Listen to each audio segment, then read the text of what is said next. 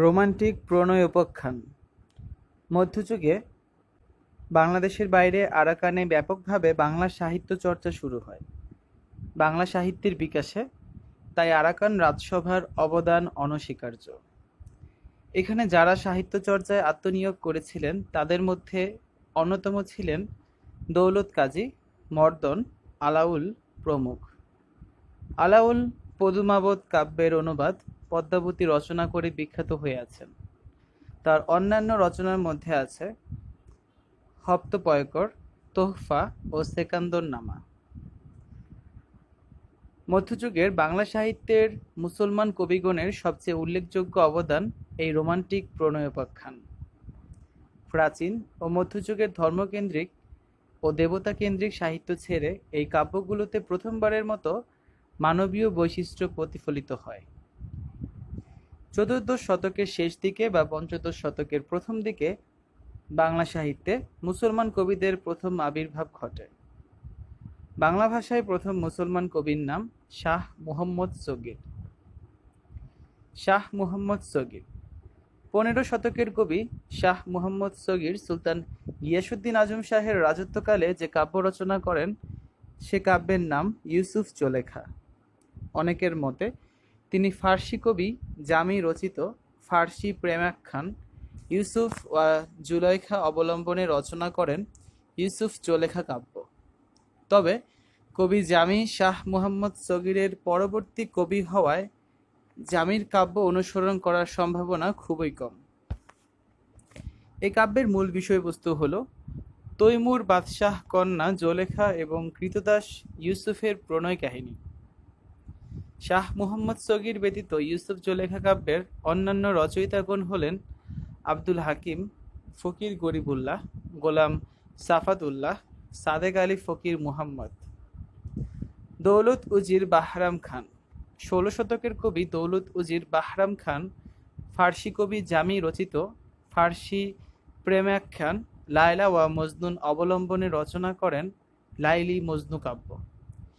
এই কাহিনীর মূল উৎস আরবি লোকগাথা। বাহরাম খান মধ্যযুগের বিখ্যাত কবি।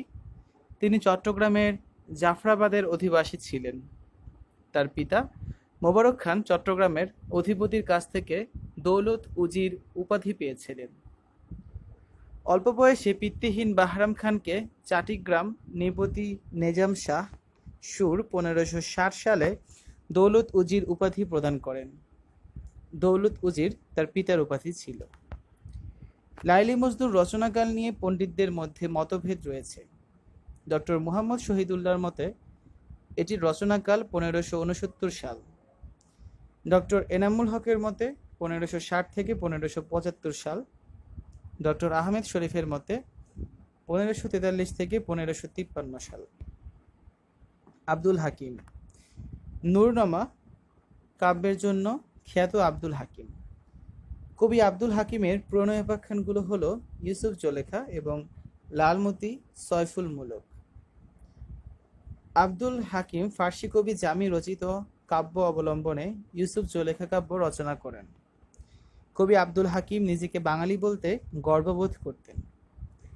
মধ্যযুগে একদল মুসলমান বাংলা ভাষাকে অবজ্ঞা করত। তাদের উদ্দেশ্যে কবির বিখ্যাত পংক্তি, যে সবে বঙ্গেত জন্মে হিংসে বঙ্গবাণী, সেসব কাহার জন্ম নির্ণয় ন জানি। অন্যান্য কবি হানিফা ও কয়রা পরীর গল্প লিখেছেন সাবির ঈদ খান। মনোহর মধুমালতী কাহিনী লিখেছেন কবি মুহাম্মদ কবির। বিদ্যাসুন্দরের কাহিনী নিয়ে চমৎকার বই লিখেছেন সাবির ঈদ খান। আফ আলী লিখেছিলেন নসিহতনামা নামে একটি কাব্য। সৈয়দ সুলতান লিখেছিলেন নবী বংশ, রসুল বিজয়, জ্ঞান চৌতিসা, জ্ঞান প্রদীপ ইত্যাদি কাব্য। কবি হাজী মুহাম্মদের একটি কাব্য পাওয়া যায় যার নাম হচ্ছে নূর জামাল। কবি মুহাম্মদ খানের উল্লেখযোগ্য দুটি কাব্যের নাম সত্যকলি, বিবাদ সংবাদ, হানিফার লড়াই। রোমান্টিক কাব্যধারায় যেসব উল্লেখযোগ্য কবি তাদের প্রতিভার নিদর্শন রেখে গেছেন তার একটি তালিকা নিচে দেয়া হলো। কাল, কবি এবং তাদের কাব্য। 15 শতকের কবি শাহ মুহাম্মদ সগীর, তার কাব্য হচ্ছে ইউসুফ জুলেখা। 16 শতকে 4 জন রয়েছে: দৌলত উজির বাহরাম খান, কাব্য হচ্ছে লাইলি মজনু। মুহাম্মদ কবিরের কাব্য হচ্ছে মধুমালতী। সাবির ঈদ খান, তার কাব্য হচ্ছে দুটি, হানিফা কয়রাপরি এবং বিদ্যাসুন্দর। এবং দোনা গাজী চৌধুরী, তার কাব্য হচ্ছে সয়ফুল মুলুক ও বদিউজ্জামান। 17 শতকে আছে 7 জন। দৌলত গাজী, তার কাব্য হচ্ছে সতী ময়না, লোর চন্দ্রাণী। আলাউল, তার কাব্য হচ্ছে পদ্মাবতী।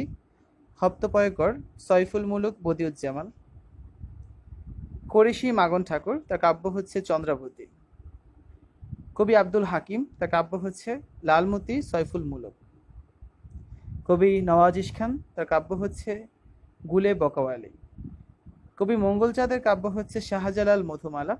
কবি সৈয়দ মুহাম্মদ আকবরের কাব্য হচ্ছে জেবুল মুলুক শামারক।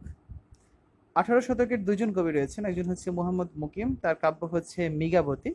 অপরজন হচ্ছে শেখ সাদিক, যার কাব্য হচ্ছে গদা মল্লিকা।